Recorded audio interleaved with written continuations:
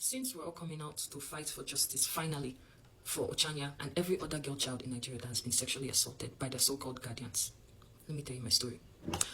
My own did not even happen. Not be say I go stay with a person. I never lived with anyone growing up. I stayed in my father's house. I was under my father's roof when this nonsense happened. My father let his younger brother come to stay with us in the city because, better opportunities and stuff, and he wanted to go to school. And just like Ochanya, there was no school in our community, and this boy came. Man, by the way, grown man, he came to live with us. I was 8 years old. 8. It started happening slowly, right? These kinds of things don't really happen at fast pace like that. Most of the time, it starts out really slow. I was just there. Whenever I'm sleeping, I'll feel somebody touching me.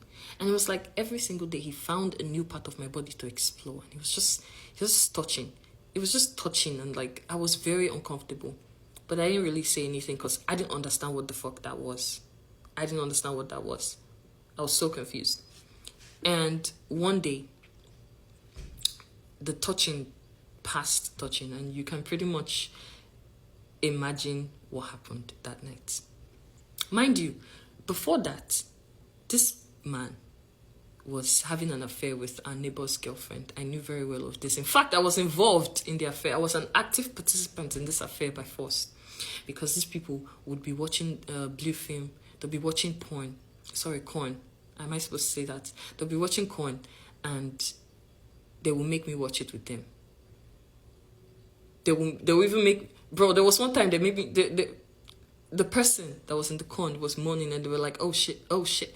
And these people forced me to say it just exactly the way it was said in the corn. Exactly. That happened. And when he finally decided to cross the boundary of just touching and like started, I woke up that morning, and I packed his books and I took it to the dumpster and disposed of it. I threw all his stuff away. And when my father came back from work, he had the audacity to go and report me to my father. My father was like, Fiona, come here, kneel down. Why would you throw away Raphael's books? Why would you destroy his things? How dare you? I was like, let me tell you why I did it. The reason why I did this thing was because when I sleep in the night, Raphael touches me, and I do not like the way he touches me. This man was abusing me. Like, there was one time he did it in front of my dad. I don't know if my dad knows. I think my brain is trying to like make me believe that he did not notice this thing at all, because it's quite weird, because it was done right in front of him when Raphael used to bathe me. That's the name of my uncle, by the way. He's a pastor now, by the way. When he used to bathe me, he would like stick his finger in my vagina, and I'd be like, ow, what, like, stop. And he laughed it off like I was being a dramatic child. Of course, it's very easy to convince everybody else that an 8-year-old girl is being dramatic, isn't it? Anyway, I told my father, your brother did this thing to me, and I do not like it.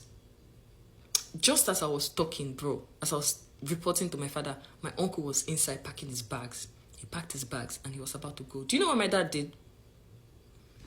Do you know what my father did? He held his hand, and he said, it's too late to go outside to the streets. Stay, just stay the night. Then tomorrow, I'll give you transport. You go back to the village. No anger, no crash out, no repercussions, no consequences, nothing. No justice for me. The very person that is supposed to be my sworn protector, man of the house, I was not protected for shit. He housed my abuser, my rapist. Am I allowed to say that? My rapist. He housed him one more night. Gave him an extra night to stay in the house.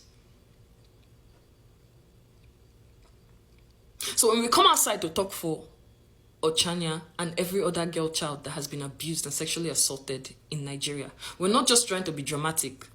We're fighting for change. We're fighting for ourselves. We're fighting for the women that have come before us, that have been assaulted and had nobody to speak for them. We're fighting for the future girl children that will be born in Nigeria. A lot of people do not deserve children. I'm 23 today. It's been years. I don't even want to calculate how many. But I'm still very angry. I'm still not over it. I have not healed from the fucking trauma. And by the way, when I brought this thing up, when I brought my abuse up, I think 5 years ago, my father was like, I thought you've forgotten about it. Why would you bring that kind of thing of something that happened over a decade ago? Shut the fuck up. You do not get the right to tell me how long I stay upset over my literal abuse that happened under your roof.